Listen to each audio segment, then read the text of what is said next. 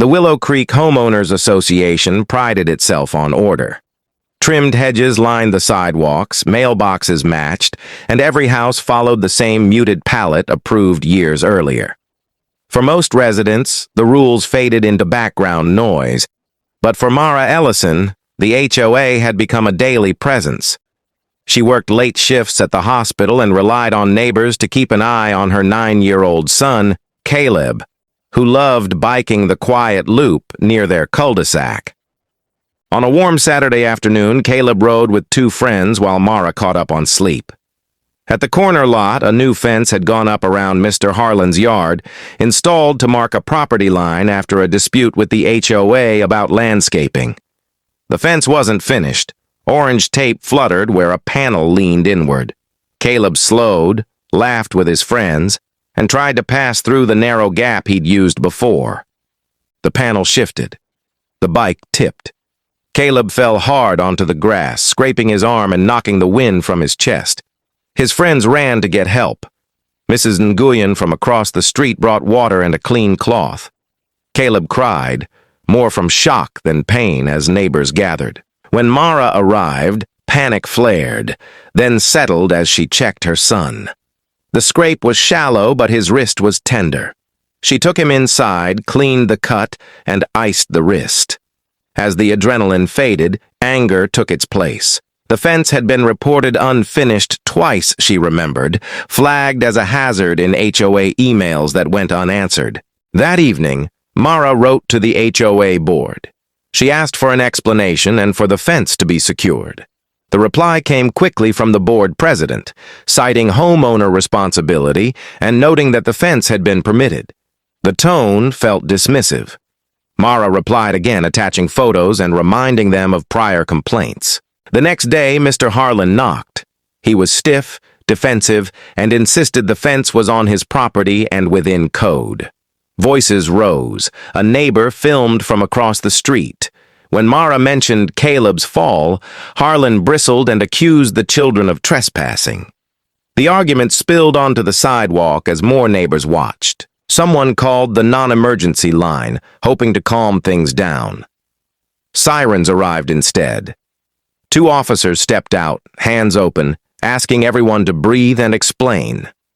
Caleb watched from the porch, wrist wrapped, as adults spoke over one another. The neighborhood's careful order felt suddenly fragile, and Willow Creek held its breath. The officers separated the small crowd, their calm voices cutting through the tension. One spoke with Mara while the other listened to Mr. Harlan. The questions were simple.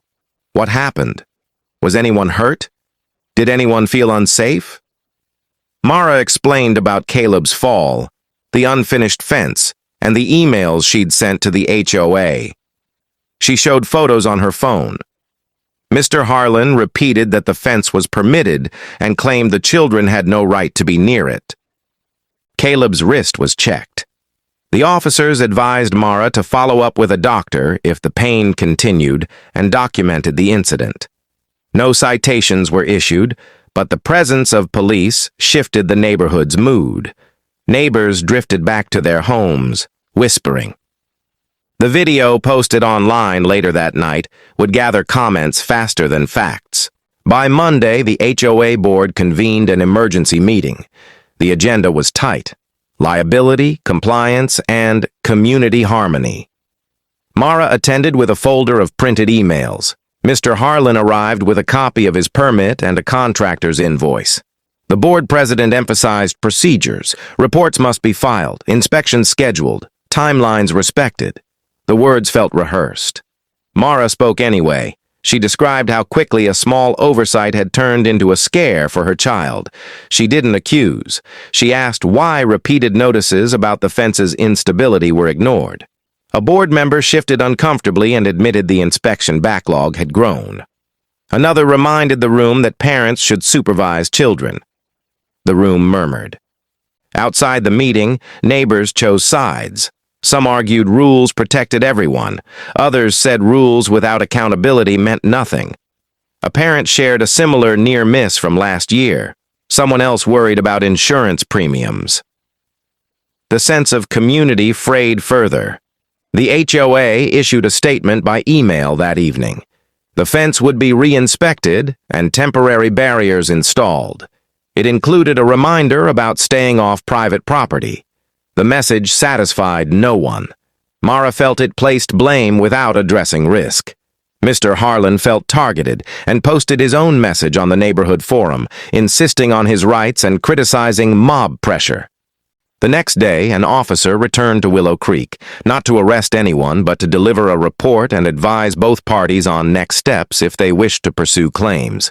The officer recommended mediation.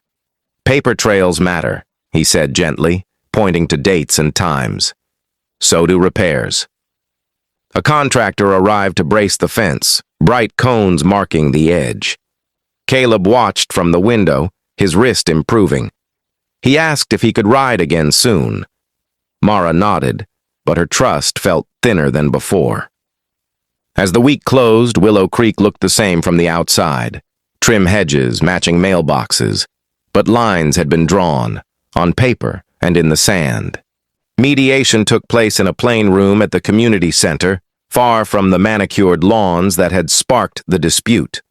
A volunteer mediator set ground rules and asked each side to speak without interruption.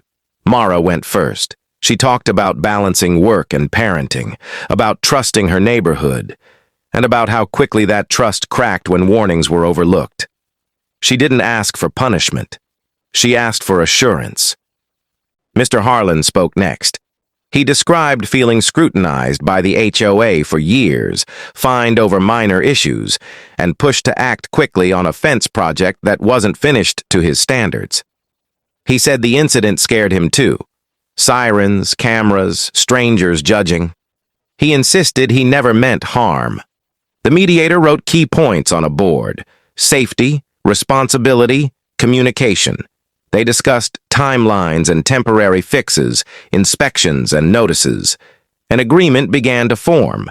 The fence would be completed immediately and inspected. The HOA would update its hazard reporting process. Both parties would refrain from public accusations online. Still, the neighborhood buzzed. The video had spread beyond Willow Creek, clipped and captioned with opinions. Strangers weighed in. Some blamed parents. Others blamed HOAs altogether. A local reporter called the HOA office asking for comment on police involvement after a child is hurt. The board declined, citing privacy. Caleb returned to biking, cautiously, sticking to wide paths.